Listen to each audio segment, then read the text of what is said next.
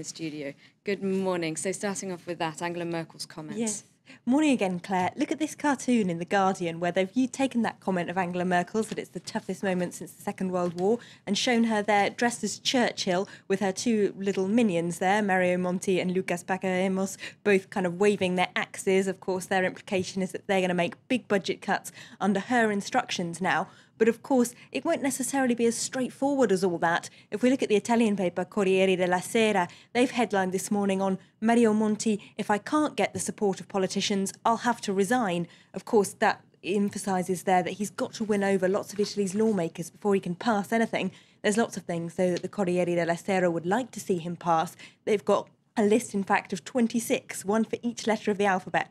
26 things they'd like to see Mario Monti do, mostly government expenses that they say are wasteful, that they want him to get rid of, like B is for blue cars, which in Italy are meant to be specially for ministers and they can get through red lights and you have to get out of the way if you see one coming. But apparently they're not just for ministers anymore, there's thousands in the country and they cost the state 60 million euros last year. So it's that kind of thing the Corriere della Sera says he needs to slash.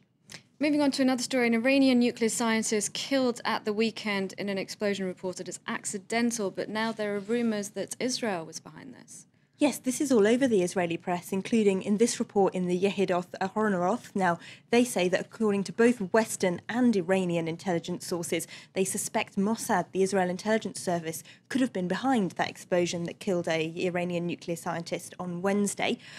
There's also been rumours flying around that Israel is preparing for a nuclear strike, on Iran to stop its nuclear programme. And the Huffington Post is having a look at what that might mean for the world economy if they did do that. Now, they've headlined this piece that the euro collapse plus an Iranian strike could equal Armageddon. And what they mean is that if Israel did attack Iran, it would cause the oil price to surge, which would in its turn trigger economic problems for the rest of the world, which is already suffering from the euro crisis.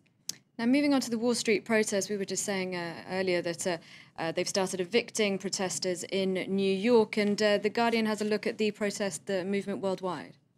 Yes, they're criticising police treatment all around the US, really, saying that in Denver, for example, protesters were evacuated using rubber bullets. In California, someone broke a rib because they were attacked by police using batons. There's a piece in the Huffington Post which calls this the kind of police behaviour you'd expect in Egypt rather than in the US.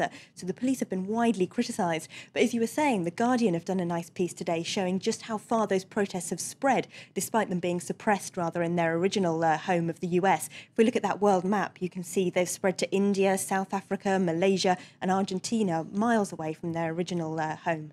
And moving on to Britain, newspapers themselves are in trouble there. Yes, on the front page of The Independent, the headline is "The Press is on trial."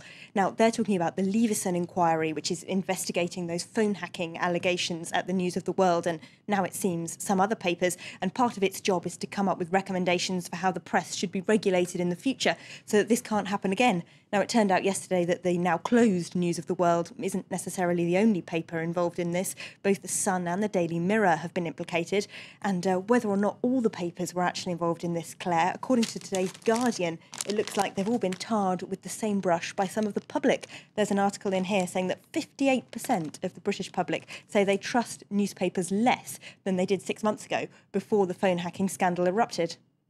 One more question for you now then, Claire. When I say to you Democratic Republic of the Congo, what springs to mind? I have to say conflict. Well, most people would say so. You wouldn't necessarily pick it as the place you'd go for your next holiday, would you? But apparently lots of people are. There's a piece in The Guardian saying tourists there have doubled in just a year. Now they go to, say, mountain gorillas and active volcanoes and safaris where you can see lions, leopards and elephants. If you look at that picture there of an exploding volcano and how close the tourists can get to it, you can see how people might be attracted to going there. And the paper says it might actually be a wonderful way for the country to be able to pull itself out of a chaos and conflict if they can attract more tourists and thus more tourist dollars.